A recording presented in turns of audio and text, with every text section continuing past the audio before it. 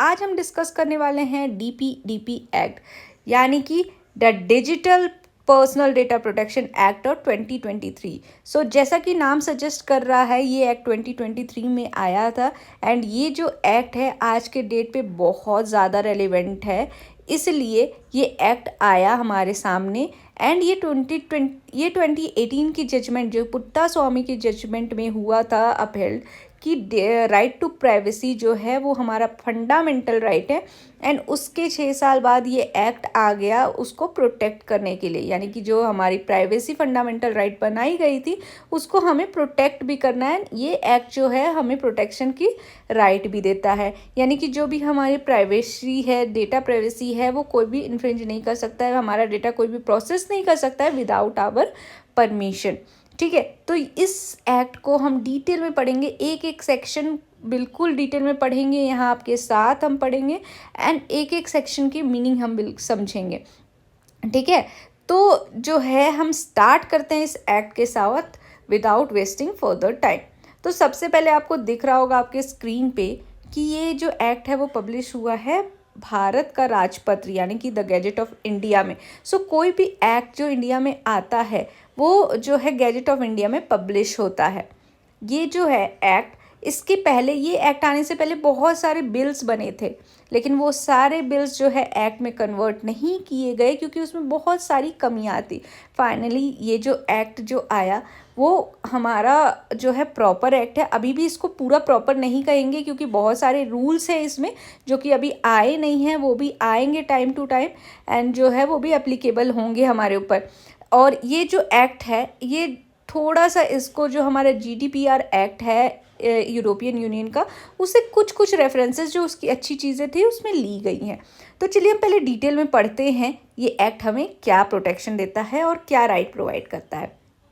ठीक है, तो सबसे पहले ये जो एक्ट है ये इनेक्ट हुआ था 11 अगस्त 2023 में। अब इनेक्ट का मतलब क्या होता है, यहाँ पे आपको डेट दिख रहा होगा। तो इनेक्ट तब होता है जब प्रेसिडेंट ने किसी एक्ट पे, यानी कि किसी बिल पे अपना एसेंट दे दिया था कि ये बिल जो है एक्ट में कन्वर्ट की जा सकती है। एंड उस दिन ये जो बिल था डेटा प्रोटेक्शन का, यानी कि DPDP बिल जो था वो एक्ट में कन्वर्ट हो गया, और वो डेट था 11 अगस्त 2023। ठीक है, ये नंबर 22 एक्ट है 23 में। इसका मतलब क्या होता है, यानी कि 2023 में जितने भी एक्ट जो है इनेक्ट हुए, इसका नंबर था, DPDP एक्ट का नंबर था 22। ठीक है, तो ये था इसका मतलब। अब चलते हैं आगे। ठीक है, ये है preamble, an act to provide for the processing of digital personal data in a manner that recognize both the right of individual to protect their personal data and the need to process such personal data for lawful purposes and for matters connected therewith or incidental thereto। यानी कि ये जो act है, ये act क्या करता है, ये एक्ट प्रोवाइड करता है for the processing of data, digital personal data in a manner that recognize both the right of an individual to protect their personal data। यानी कि ये एक्ट क्या प्रोवाइड कर रहा है, राइट प्रोवाइड कर रहा है कि आप प्रोसेस कर सकते हैं अपने डिजिटल पर्सनल डेटा को इस मैनर में जो कि रिकॉग्नाइज क्या करता है, दो चीज़ करती है, एक right of individual to protect their personal data, and दूसरी चीज़ नीड, ज़रूरत, to process such personal data for lawful purpose and for matters connected thereto. यानी कि आपको सबसे पहले राइट दी गई है कि आप अपने पर्सनल इंडिविजुअल डेटा जो है उसको प्रोटेक्ट कर सकते हैं, एंड दूसरी चीज़, अगर रिक्वायर्ड है लॉफुल पर्पस के लिए उस डेटा को यूज़ करने का, तो आपके पास राइट है कि आप उसको जो है कंसेंट देंगे। विदाउट योर कंसेंट आपकी पर्सनल डेटा यूज़ नहीं हो सकती है। ठीक है, ये आपके पास राइट दी गई है। तो इसका एक्ट का प्रीएम्बल भी यही है, बोल रहा है, ये चीज़ जो है ये प्रीएम्बल कहलाती है। एंड इस एक्ट का प्रीएम्बल यही बोल रहा है कि ये एक्ट जो है आपका एक्ट जो है आपको प्रोवाइड कर रहा है processing of digital personal data का राइट, और वो प्रोसेस इस मैनर में होगा जो कि आपको इंडिविजुअल को राइट प्रोवाइड करेगा कि आप अपना पर्सनल डेटा प्रोटेक्ट कर सकते हैं। दूसरी चीज़, नीड भी है कि अगर ज़रूरत है आपकी पर्सनल डेटा को प्रोटेक्ट करने के लिए लॉफुल पर्पस के लिए ही, तो उस जगह पे भी आपकी कंसेंट की ज़रूरत होगी, उस टाइम में प्रोसेस की जा सकती है आपकी डेटा। ठीक है, तो ये बता रहा है इसका प्रियम्बल। अब चलते हैं चैप्टर 1 पे, ठीक है। अब जो है चैप्टर 1 स्टार्ट करने से पहले हम सबसे पहले देखते हैं कि इस एक्ट में टोटल हमारे सेक्शंस कितने हैं। तो ये जो है, ये जो ऑफिशियल गैजेट में पब्लिश्ड एक्ट है, जिसको जो है आप ट्रस्टेड सोर्स मान सकते हो, यहाँ पे आप देख सकते हो, यहाँ से शेड्यूल स्टार्ट हो गया है। इससे पहले जो है हमारा ये एक्ट है, यानी कि इसमें टोटल हैं आपके पास 44 सेक्शन, ठीक है। यहाँ पे देखिए आप, लास्ट सेक्शन है 44, तो टोटल 44 सेक्शन। एक छोटा सा प्यारा सा एक्ट है जिसको हम पढ़ेंगे अभी एंड क्लियरली समझेंगे। अगर आपको कहीं पे भी डाउट होगा तो बिल्कुल कमेंट सेक्शन में आप पूछिएगा, मैं अगले सेशन में आपके डाउट क्लियर करूँगी एंड देन वहाँ से प्रोसीड करेंगे हम, ठीक है। तो चलिए स्टार्ट करते हैं चैप्टर 1 के साथ, जो कि है हमारा प्रिलिमिनरी चैप्टर, ठीक है। अब ये क्या बोलता है, जो सेक्शन 1 है वो बोल रहा है, सेक्शन 1 का सब सेक्शन 1 बोल रहा है, दिस एक्ट में be called as digital personal data protection act of 2023। इसलिए हम इसको DPDP एक्ट भी बोल रहे हैं, क्योंकि इसका नाम क्या है, digital personal data protection act of 2023। ये जो है सेक्शन नंबर 1, इसका टाइटल आप यहाँ देख सकते हैं, शॉर्ट टाइटल एंड कमेंसमेंट, ठीक है। अब जो है सब सेक्शन 2 क्या बोल रहा है, it shall come in to force on such date as the central government may by notification in the official gazette appoint and different date as may be appointed for different provision of this act and any reference in any such provision to the commencement of this act shall be construed as a reference to the coming into force of that provision।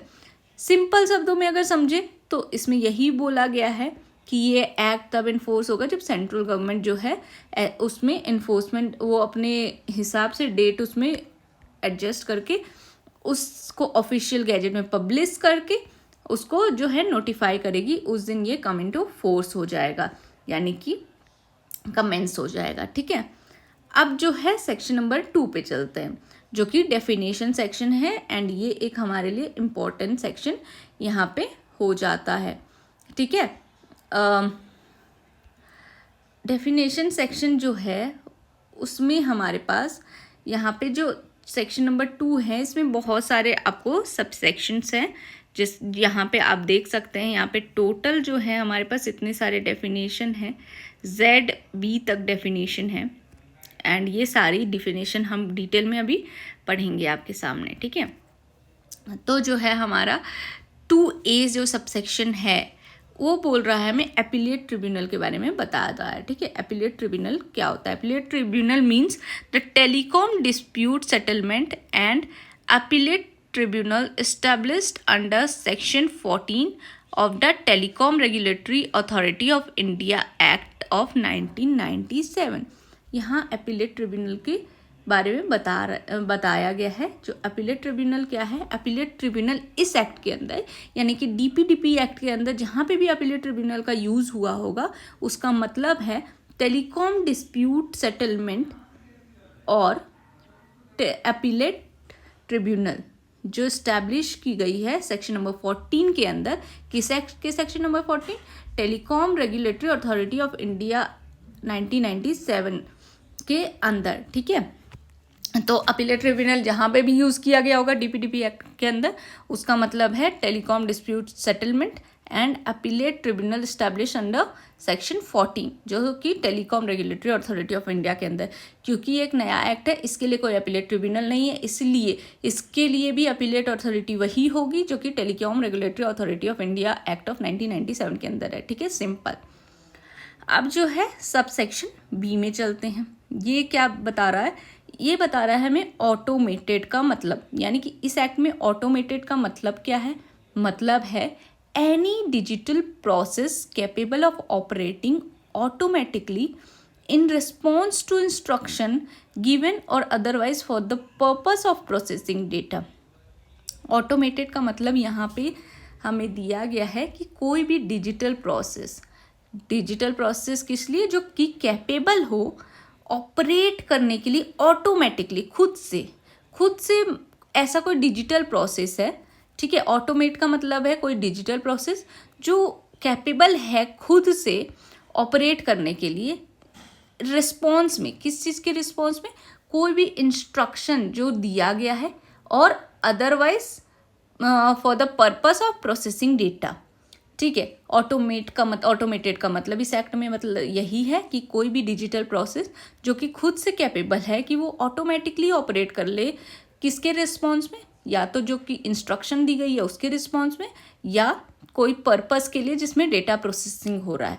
तो automated का मतलब इस act में यही है। अब आते हैं थर्ड सबसेक्शन पे, यानी कि सी पे। सी में बात किया जा रहा है बोर्ड के बारे में, कि इस एक्ट के अंदर बोर्ड क्या होगा। Board means data protection board of India establish under central government under section 18। ठीक है, बोर्ड का क्या होगा इस एक्ट के अंदर, डेटा प्रोटेक्शन बोर्ड होगा। बोर्ड का नाम होगा data protection board of India, जो इस्टेब्लिश कौन करेगी, सेंट्रल गवर्नमेंट। और इसके बारे में डिटेल में दिया गया है सेक्शन नंबर 18 में। ठीक है, तो 18 में जब जाएंगे तो रेफर करेंगे टू सबसेक्शन सी को भी, क्योंकि उसमें बोर्ड को डिफाइन किया गया है। और इसको इस्टेब्लिश कौन करेगी, याद रखिएगा, सेंट्रल गवर्नमेंट के पास राइट है। ठीक है, इसके बाद आता है हमारा डी सबसेक्शन, जो कि बता रहा है सर्टेन लेजिटिमेट यूसेज।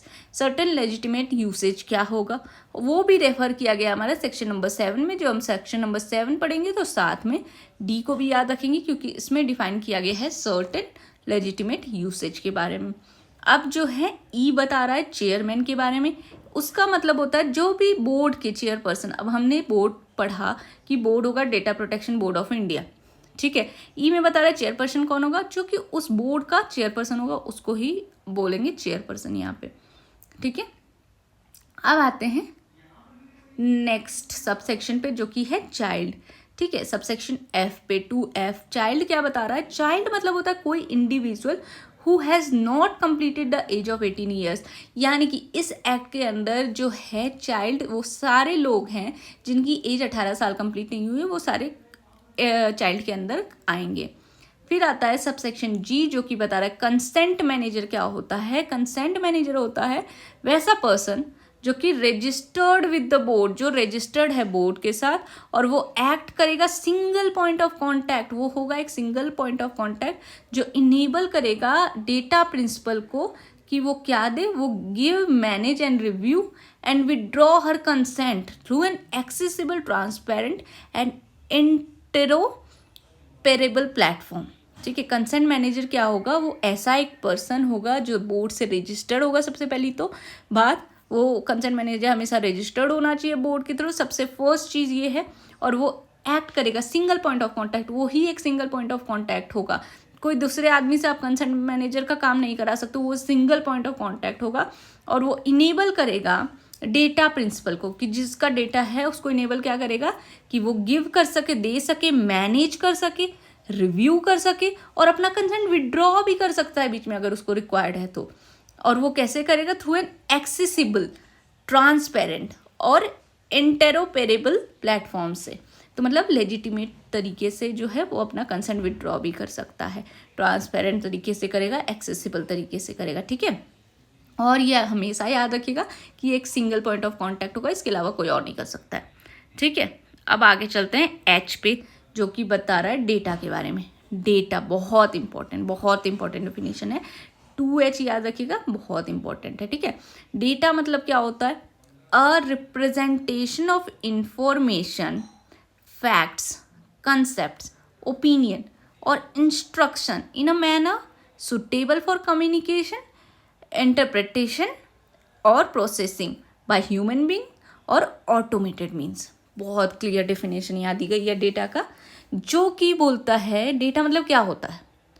सिंपल शब्दों में डेटा जो बोला जाए वही यहाँ पे है कि कोई भी रिप्रेजेंटेशन ऑफ इंफॉर्मेशन को हम रिप्रेजेंट कर रहे हैं किसी भी तरीके से।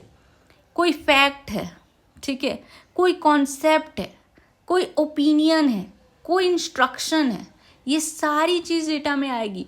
और वो इस मैनर में है जो कि सुटेबल है कम्युनिकेशन के लिए। कोई भी information, facts, concept, opinion, instruction जो कि सुटेबल है कम्युनिकेशन के लिए, इंटरप्रिटेशन के लिए और प्रोसेसिंग के लिए। किसके द्वारा, दो चीज़ों के द्वारा, ह्यूमन बीइंग के द्वारा और ऑटोमेटेड मीन्स के द्वारा। ठीक है, आज के डेट पे ये सेकेंड मीन्स भी बहुत ज़रूरी हो गया है, क्योंकि एआई जो है आधे ह्यूमन का काम कर लेती है, इसीलिए ये दूसरा मीन्स भी ज़रूरी है यहाँ पे देने के लिए। तो डेफिनेशन जो बनाया है इन्होंने बहुत अच्छे से सोच कर बनाया है डेटा का डेफिनेशन, कि ये प्रोसेस कौन कम्युनिकेट, इंटरप्रेट और प्रोसेस कौन कर सकता है, या तो ह्यूमन बीइंग कर सकते हैं या कोई ऑटोमेटेड मीन्स भी कर सकता है। ठीक है, अब आते हैं नेक्स्ट सबसेक्शन जो कि डेटा फिड्यूशरी के बारे में बोल रहा है, सबसेक्शन आई। ठीक है, अब जो है डेटा फिड्यूशरी क्या होता है, means any person who alone और in conjunction with other person determine the purpose and the means of processing personal data. यहाँ क्या हुआ, डेटा फिड्यूशरी, डेटा फिड्यूशरी हुआ कोई भी पर्सन जो खुद से या इन conjunction of other person determine करता है पर्पस या मीन पर्सनल डेटा को प्रोसेस करने का। ठीक है, बहुत इंपॉर्टेंट डेफिनेशन है ये भी। डेटा फिड्यूशरी क्या होगा, ठीक है, डेटा फिड्यूशरी होगा कोई भी पर्सन, या तो वो खुद से या तो वो किसी दूसरे पर्सन के कंजंक्शन से क्या डिटरमाइन करेगा, पर्पस। ठीक है, पर्पस, रीज़न या मीन, तरीका, किस चीज़ का, डेटा, पर्सनल डेटा प्रोसेस करने का। ठीक है, बहुत सिंपल वे में मैं समझा रही हूँ कि डेटा फिड्यूशरी क्या होगा, कोई भी पर्सन जो खुद से या दूसरे पर्सन के कंजंक्शन के साथ डिटरमाइन करेगा पर्पस या मीन। ठीक है, किस चीज़ के लिए, पर्सनल डेटा को प्रोसेस करने के लिए। ठीक है, ये हो गया हमारा डेटा फिड्यूशरी। अब चलते हैं हम डेटा प्रिंसिपल पे, जो कि सबसेक्शन जे में बताया जा रहा है। डेटा प्रिंसिपल क्या होता है, means the individual to whom the personal data relates where such person is. अब क्या बोल रहा है, डेटा प्रिंसिपल कौन हो रहा है, वैसा इंडिविजुअल जिसको, to whom the personal data relate, वैसा इंडिविजुअल जिससे पर्सनल डेटा रिलेट करता है, और वैसा इंडिविजुअल जो है क्या है, एक चाइल्ड है जो इंक्लूड करता है, include the parents and lawful guardian of such child, and दूसरा person with disability include her lawful guardian acting on her behalf. ठीक है, अब एक चीज़ जो बहुत खूबसूरत है इस एक्ट की, आपने देखा होगा कि बाकी सारे एक्ट में जो है रेफर किया जाता है हीज और ही, बट ये एक्ट में जो है रेफरेंस है सी और हर का। ये बहुत एक खूबसूरत चीज़ है इस एक्ट की। ठीक है, यहाँ देख सकते हैं क्लॉज जे में भी, सबसेक्शन जे में भी आप देख सकते हैं कि जहाँ डेटा प्रिंसिपल की बात हो रही है वहाँ बताया जा रहा है कि कोई भी इंडिविजुअल जिससे पर्सनल डेटा रिलेट होता है, यानी कि जैसे आप हैं, आपका कोई पर्सनल डेटा है, और वेयर सच इंडिविजुअल इज। ठीक है, और वहाँ अब डेटा प्रिंसिपल है जहाँ पे जिसका डेटा प्रोसेस हो रहा है, लेकिन अगर वो चाइल्ड है, ठीक है, चाइल्ड है यानी कि 18 ईयर से कम है, तो उसमें डेटा प्रिंसिपल में इंक्लूड होगा उसके पेरेंट्स भी होंगे और उसके लॉफुल गार्जियन भी होंगे उस चाइल्ड के। दूसरा, अगर पर्सन विद डिसेबिलिटी है, उस पर्सन को कुछ डिसेबिलिटी है, तो उसके लॉफुल गार्जियन आएंगे उसके अंदर, और जो लॉफुल गार्जियन के अंदर एक्ट कर रहा है वो भी आएगा उसके अंदर। ठीक है, ये हमारा सब सेक्शन जे बता रहा है डेटा प्रिंसिपल। अब आएगा हमारा डेटा प्रोसेसर, जो कि के में बात हो रही है। डेटा प्रोसेसर क्या होता है, कोई भी पर्सन, ठीक है, who processes personal data on behalf of data fiduciary. अब प्रोसेसर कौन होगा, डेटा फिड्यूशरी हमने पढ़ा, डेटा फिड्यूशरी के बिहाफ में जो डेटा प्रोसेस कर रहा है वो होगा डेटा प्रोसेसर। ठीक है, ये बहुत सिंपल डेफिनेशन है, जो डेटा फिड्यूशरी के बिहाफ में काम कर रहा है वो है डेटा प्रोसेसर। ठीक है, अब जो है एल बोल रहा है हमें डेटा प्रोटेक्शन ऑफिसर क्या होगा इस एक्ट के अंदर, means an individual appointed by significant data fiduciary under clause A of subsection 2 of section 10। यानी कि डेटा प्रोटेक्शन ऑफिसर वो होगा, वैसा इंडिविजुअल होगा जो कि अपॉइंट किया जाएगा सिग्निफिकेंट डेटा फिड्यूशरी के द्वारा, और इसमें मोर स्पेसिफिकली मेंशन किया गया है सेक्शन नंबर 10 के सबसेक्शन 2 के क्लॉज ए में।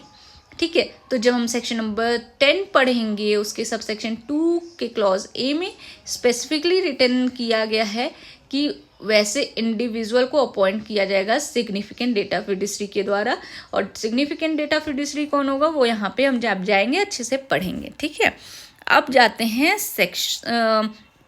सब सेक्शन एम में, जो कि है डिजिटल ऑफिस। डिजिटल ऑफिस क्या होता है? Digital office means an office that adopt an online mechanism wherein the proceedings from receipt of intimation or complaint or reference or director or appeal as the case may be to the disposal thereof are conducted in online or digital mode. Digital office क्या होगा? वैसे office जो adopt कर रहे हैं online mechanism, ठीक है। वैसे डिजिटल ऑफिस का सिंपल मीनिंग अगर आप लिटरली भी लो तो वैसे ऑफिस होंगे जो ऑनलाइन मैकेनिज्म पे चलते हैं। जहाँ अब यहाँ पे क्या स्पेसिफिकली रिटन है, ऑनलाइन मैकेनिज्म पे तो चल रहे हैं, लेकिन जहाँ पे presiding from the receipt of intimation of the complaint, अब कोई कंप्लेंट आया, ठीक है, और रेफरेंस और डायरेक्शन और अपील आई, कंप्लेन आया, रेफरेंस आया, डायरेक्शन या अपील आया, ठीक है। तो वैसे कंप्लेंट, रेफरेंस, डायरेक्शन या अपील के प्रोसीडिंग्स जो है ऑनलाइन मैकेनिज्म पे चलेगी ऐसे डिजिटल ऑफिस में, और वैसे ही डिस्पोज ऑफ भी हो जाएगी। और कंडक्ट किस तरह से होगी? ऑनलाइन और डिजिटल मोड में ही कंडक्ट होगी। आपको डिजिटल ऑफिस के नाम से ही ये जानना होगा कि यहाँ पे काम कैसा होगा? ऑनलाइन होगा, ठीक है। अब आते हैं एन पे। 2N बताता है डिजिटल पर्सनल डेटा के बारे में, जो कि बोल रहा है कि पर्सनल डेटा इन डिजिटल फॉर्म, जब भी पर्सनल डेटा डिजिटल फॉर्म में होगी तो उसको डिजिटल पर्सनल डेटा बोलेंगे। ओ क्या बोल रहा है? 2O बोलता है गेन के बारे में। गेन मीन्स क्या होता है? Gain means gain in property और supply of services where temporary और परमानेंट, ठीक है। और दूसरी क्या है? An opportunity to earn remuneration और ग्रेटर रेम्यूनरेशन और to gain a financial advantage otherwise than by way of legitimate remuneration. Gain मतलब क्या है? वैसा गेन किसी प्रॉपर्टी में, ठीक है, किसी प्रॉपर्टी में गेन हो रहा है या सप्लाई ऑफ सर्विस में गेन हो रहा है, और वैसा गेन जो है वो टेम्पररी भी हो सकता है और परमानेंट भी हो सकता है, ठीक है। सब सेक्शन जो है ओ का 1 बता रहा है कि कोई भी गेन किसी में प्रॉपर्टी में या सप्लाई ऑफ सर्विसेज में, जो कि टेम्पररी भी हो सकता है या परमानेंट भी हो सकता है, ठीक है। दूसरा इसका जो है सब सेक्शन 2 वो बोल रहा है कोई भी अपॉर्चुनिटी जिससे आपको रेम्यूनरेशन मिल रही है या ग्रेटर रेम्यूनरेशन मिल रही है या आपको कोई फाइनेंशियल एडवांटेज मिल रहा है, ठीक है, otherwise than by way of legitimate remuneration, तो ये सारी चीज़ में गेन में आएगी। सबसे पहले प्रॉपर्टी या सप्लाई ऑफ सर्विसेज में गेन, चाहे वो टेम्पररी नेचर का हो, परमानेंट नेचर का हो। दूसरा अपॉर्चुनिटी किसी चीज़ की रेम्यूनरेशन अर्न करने के लिए या ग्रेटर रेम्यूनरेशन अर्न करने के लिए या कोई फाइनेंशियल एडवांटेज के लिए, जो कि otherwise than by way of legitimate remuneration की तरफ से हो, ठीक है। अब गेन पढ़ा तो लॉस भी पढ़ना होगा। लॉस क्या होता है इस एक्ट के अंदर? Loss means a loss in property or interruption in supply of services where temporary or permanent, ठीक है। तो लॉस का मतलब क्या है? जैसे हमने गेन का मतलब पढ़ा वैसे ही लॉस भी यहाँ पे है कि लॉस किस में? लॉस प्रॉपर्टी में और interruption in supply of services में। किस सप्लाई ऑफ सर्विसेज में रोक लगा दी गई तो इंटरप्शन हो गया, तो या तो प्रॉपर्टी में लॉस हो रहा है या तो सप्लाई ऑफ सर्विसेज में इंटरप्शन हो रहा है, और चाहे वो टेम्पररी नेचर का हो या परमानेंट नेचर का हो वो लॉस में कवर होगा, ठीक है। सब सेक्शन 2 इसका बोल रहा है लॉस ऑफ अपॉर्चुनिटी, कोई अपॉर्चुनिटी लॉस हो गई तो भी लॉस के अंदर आया, कोई अनरेम्यूनरेशन का लॉस हो गया, ग्रेटर रेम्यूनरेशन का लॉस हो गया, कोई फाइनेंशियल एडवांटेज जो आपको मिलने वाला था उसका लॉस हो गया, ठीक है, या जो भी लेजिटिमेट रेम्यूनरेशन की तरफ से आपको मिलने वाला था जो आपको नहीं मिला, जो आपकी अपॉर्चुनिटी थी गेन करने की वो नहीं हुई, उसका लॉस हो गया। तो ये सारी चीज़ें जो है लॉस के अंदर आपको आएगी, और ये है क्लॉज सबसेक्शन पी में। 2P 2Q बताता है मेंबर के बारे में। मेंबर क्या होते हैं? Members means member of board, जो बोर्ड हमने पढ़ा था, और उस मेंबर में चेयरमैन भी इंक्लूड होंगे, ठीक है। Member of board that includes chairperson, ठीक है। अब नोटिफिकेशन 2R में बता रहा है, जो कि है नोटिफिकेशन जो पब्लिश होती है ऑफिशियल गैजेट में, और एक्सप्रेशन नोटिफाई और notified shall be construed accordingly. Notification, notify, notified word सब एक ही तरह से कंस्ट्रूड होंगे यहाँ पे, ठीक है। अब हमारा आता है पर्सन, ठीक है, पर्सन की यहाँ पूरी लिस्ट दे रखी है कि पर्सन आपके कौन कौन होंगे। तो 2S में पर्सन है, ये एक इम्पॉर्टेंट डेफिनेशन है। ठीक है, पर्सन में कौन कौन इंक्लूड होगा, एक इंडिविजुअल, ठीक है, इंडिविजुअल पर्सन में आएगा। कोई हिंदू अनडिवाइडेड फैमिली यानी कि HUF भी पर्सन में आएगा। कोई कंपनी, प्राइवेट लिमिटेड कंपनी जो हमारी होती है, पब्लिक कंपनी, ये भी जो है पर्सन में इंक्लूड होगी। कोई firm, partnership firm, sole proprietorship firm, ये भी इंक्लूड होगी। फिर हमारा एसोसिएशन ऑफ पर्सन या body of individual weather incorporated और नॉट, ठीक है, तो ये भी आएगा। उसके बाद जो है हमारा डेफिनेशन और भी है, उसमें स्टेट्स भी कवर हो जाएंगे। और every artificial juristic person not falling within any proceedings of sub clauses, ऊपर के सब क्लॉजेज में नहीं जो आ रहे हैं, वैसे कुछ अदर आर्टिफिशियल जूरिस्टिक पर्सन्स भी इसके अंदर आ जाएंगे। तो ये जो डेफिनेशन है हमारा पर्सन का, वो very much related to the companies act of 2003, बहुत सिमिलर डेफिनेशन है। और ये सारे कवर होंगे। जो एक्स्ट्रा है वो आर्टिफिशियल जूरिस्टिक पर्सन है, जो कि उसमें नहीं थे उस एक्ट में, जो इसको इंक्लूड किया गया है आज के सिनेरियो को देख के। जितना डेवलपमेंट है, जितना डेटा जो आजकल यूज़ हो रहा है, प्रोसेस हो रहा है, उसके हिसाब से, जो AI का डेवलपमेंट है, ये सब के हिसाब से इसको भी ऐड कर लिया गया है। नेक्स्ट सबसेक्शन है T, टू सबसेक्शन T और 2 क्लॉज T, ठीक है, जो कि पर्सनल डेटा के बारे में बोल रहा है। Personal data is very important definition, जिसका मतलब है कोई भी data about an individual who is identifiable by in relation to such data. Personal data से रिलेटेड भी जो डेटा होंगे वो भी पर्सनल डेटा ही होंगे, वो किसी इंडिविजुअल के रेफरेंस में दिया गया है यहाँ पे, ठीक है। ये है पर्सनल डेटा का डेफिनेशन। दूसरा 2U में बताया जा रहा है पर्सनल डेटा ब्रीच क्या होता है। Means an unauthorised processing of personal data और accidental disclosure, acquisition, sharing, use, alteration, destruction और loss of access to personal data that compromises the confidentiality, integrity और availability of personal data। Personal data breach क्या होगा, जब कोई unauthorized, जहाँ पे आपको ऑथराइज नहीं किया गया है, वहाँ पे आप जाके प्रोसेस कर रहे हो किसी पर्सनल डेटा को, यानी कि अनऑथराइज प्रोसेस कर रहे हो पर्सनल डेटा को, या एक्सीडेंटल, जो कि जान के नहीं किया, एक्सीडेंटल डिस्क्लोज कर दिया किसी के पर्सनल डेटा को, एक्विजिशन कर लिया, शेयर कर दिया, यूज़ कर दिया, या फिर ऑल्टर कर दिया, चेंज कर दिया, या डिस्ट्रक्ट कर दिया, या लॉस कर दिया, किस चीज़ का, पर्सनल डेटा के एक्सेस का, ये सब डिस्ट्रक्शन हो गया, लॉस हो गया, ऑल्ट्रेशन हो गया, एक्सीडेंटल डिस्क्लोजर हो गया, अनऑथराइज एक्सेस हो गया, जो कि कॉम्प्रोमाइज़ कर रहा है। ये सारी चीज़ होने के कारण क्या हो रहा है, कॉम्प्रोमाइज़ हो रहा है। क्या चीज़ की कॉम्प्रोमाइज़ हो रही है यहाँ पे, कॉन्फिडेंशियलिटी कॉम्प्रोमाइज़ हो रही है, इंटीग्रिटी कॉम्प्रोमाइज़ हो रही है, और अवेलेबिलिटी ऑफ पर्सनल डेटा जो है कॉम्प्रोमाइज़ हो रहा है। इन सब केसेस में ये किसके अंदर कवर होगा, पर्सनल डेटा ब्रीच के अंदर कवर होगा। जब भी कोई अनऑथराइज प्रोसेसिंग होगा पर्सनल डेटा का, एक्सीडेंटल डिस्क्लोजर हो जा रहा है, एक्विजिशन हो रहा है, शेयर हो रहा है, यूज़ हो रहा है, डिस्ट्रक्शन हो रहा है, लॉस हो रहा है पर्सनल डेटा को, जिसके कारण कॉन्फिडेंशियलिटी कॉम्प्रोमाइज़ हो रही है, इंटीग्रिटी कॉम्प्रोमाइज़ हो रही है, और अवेलेबिलिटी ऑफ पर्सनल डेटा जो है वो कॉम्प्रोमाइज़ हो रहा है, ठीक है। नेक्स्ट है हमारा डेफिनेशन प्रिस्क्राइब्ड, जो कि बता रहा है means prescribe by rule under this act, जो भी इस प्रिस्क्राइब किया गया है रूल के द्वारा इस एक्ट में।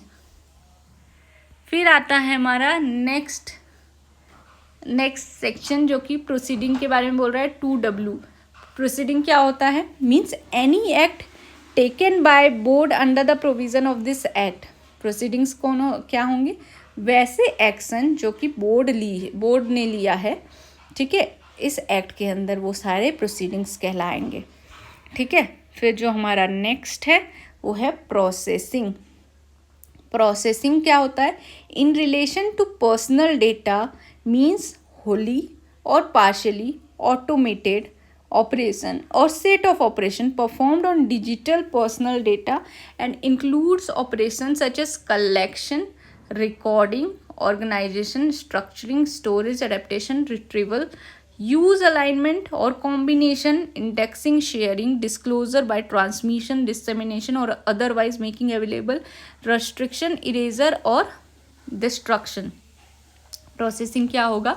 पर्सनल डेटा से रिलेटेड यहाँ पे बात हो रही है प्रोसेसिंग के बारे में, जहाँ जिसका मतलब होता है होली, ठीक है, या पार्शली, पूरे तरीके से या आधे तरीके से ऑटोमेटेड ऑपरेशन, जो खुद से ऑपरेशन होता है, और सेट ऑफ ऑपरेशन, या तो एक ऑपरेशन या तो सेट ऑफ ऑपरेशन, बहुत सारे ऑपरेशन जो परफॉर्म्ड किए हैं डिजिटल पर्सनल डेटा पे।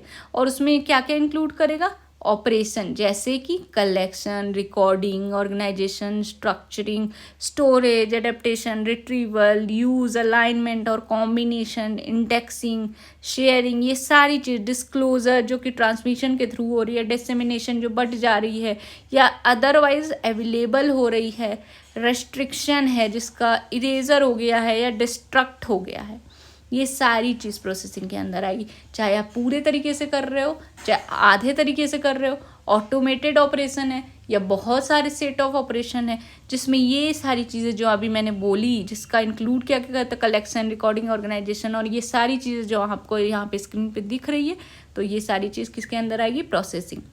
अब जो मोस्ट ब्यूटीफुल थिंग है इस एक्ट का, जो मैंने अभी आपको थोड़ी देर पहले बताया था, शी, जो सबसेक्शन वाई में यानी कि 2Y में बोला जा रहा है, सी क्या होता है? In relation to an individual include reference to such individual irrespective of gender. यहाँ सी का मतलब ऐसे नहीं है कि सिर्फ फीमेल को बोला जा रहा है, शी मतलब एनी इंडिविजुअल हियर, ठीक है। ये है 2Y में। अब जो है 2Z, सिग्निफिकेंट डेटा फिड्यूशरी के बारे में बोल रहा है, means any data fiduciary or class data fiduciary as may be identified by central government under section 10। section 10 में हमने जैसे देखा तो ऊपर भी significant data fiduciary क्या होता है, यहाँ पे भी वही बताया जा रहा है कि कोई भी data fiduciary या class of data fiduciary, ठीक है, ये सारी जो सेंट्रल गवर्नमेंट डिसाइड करेगी, नोटिफाई करेगी, और जो सेक्शन नंबर 10 में दे रखा है। तो सेक्शन नंबर 10 जब पढ़ेंगे तो इसको डिटेल में जानेंगे। अब जो है लास्ट 2 सबसेक्शन इस डेफिनेशन सेक्शन के लिए, और ये लास्ट 2 सबसेक्शन आज के लिए हम क्लास में रखेंगे क्योंकि ये डेफिनेशन बहुत इंपॉर्टेंट थे और काफ़ी नंबर्स में भी ज़्यादा थे। तो आज की क्लास के लिए इतना ही रखते हैं, क्योंकि फिर आपको समझने में थोड़ी दिक्कत होगी। अगर आपको कुछ समझ में नहीं आया तो रिपीट मोड पे इसको सुनिए, एंड जो है पीछे जाकर आप 2 बार 3 बार सुनिए, समझिए, क्योंकि एक इम्पॉर्टेंट एक्ट है, बहुत डिटेल में मैंने बताया, ऐसे आपको कहीं पे यूट्यूब वीडियो नहीं मिलेगा। तो चलिए पहले फिनिश करते हैं इस लेक्चर को, 2 लास्ट सबसेक्शन पढ़ लेते हैं, जो कि है स्पेसिफाइड पर्सन ZA में, means the purpose mention in the notice given by data fiduciary to data principal in accordance with the provision of this act and the rules made there under। specified purpose क्या है? वैसे purpose जो कि mentioned है वैसे notice में, जो कि कौन देगा? डेटा फिड्यूशरी देगा, या डेटा फिड्यूशरी देगा, किसको देगा? डेटा प्रिंसिपल को। स्पेसिफाइड पर्पस जो है किस में स्पेसिफाइड होंगे? नोटिस में, जो कि डेटा फिड्यूशरी देगा डेटा प्रिंसिपल को इस एक्ट के अकॉर्डिंग, और जो भी रूल्स आएंगे ना इस एक्ट में उसके अकॉर्डिंग्स में भी, ठीक है। ये था स्पेसिफाइड पर्पस। अब जो लास्ट सबसेक्शन है वो स्टेट ZB के अंदर, एंड वो बताता है state as defined under article 12 of constitution. अब कॉन्स्टिट्यूशन हमने पढ़ रखा है, उसमें हमने स्टेट को डिटेल में पढ़ा है, और उस आर्टिकल 12 ऑफ कॉन्स्टिट्यूशन जो है वो बताता है हमें स्टेट के बारे में। तो मैंने स्टेट को ना अच्छे से बताया हुआ है कॉन्स्टिट्यूशन के लेक्चर में, जो कि आपको इस यूट्यूब चैनल में, जुडिशरी प्लस के यूट्यूब चैनल में आपको मिल जाएगा। और भी बहुत सारे एक्ट हैं, जैसे कि मनी लॉन्ड्रिंग एक्ट है, IT एक्ट है, जो कि मैंने डिटेल में पढ़ा है एक एक सेक्शन को अच्छी तरीके से। तो अगर आपने वो सारी वीडियो नहीं देखी है तो जाके ज़रूर देखिएगा, प्लेलिस्ट बनी है हर एक एक्ट की, वहाँ जाके आप क्लिक करके उस वीडियो को खोल के देख सकते हैं। एंड बिल्कुल कमेंट करिएगा कि आपको वीडियो कैसा लगा, और आज के वीडियो को भी बताइएगा कि कैसा लगा। अगले लेक्चर में मैं सेक्शन नंबर 3 से स्टार्ट करूँगी, एंड सेक्शन जो है जल्दी जल्दी पढ़ के इसको कंप्लीट करेंगे। जल्दी पढ़ेंगे लेकिन डिटेल में पढ़ेंगे और एक एक चीज़ समझाएंगे। अगर आपको कुछ भी डाउट होता है बिल्कुल कमेंट सेक्शन में लिखिए, and then I will be there to support you, to make you understand what the act says and what the section means. ठीक है, तो आज के लिए इतना ही रखते हैं। तो चलिए अच्छे से पढ़िए, रिवाइज करिए एंड मिलते हैं नेक्स्ट लेक्चर में। Thank you.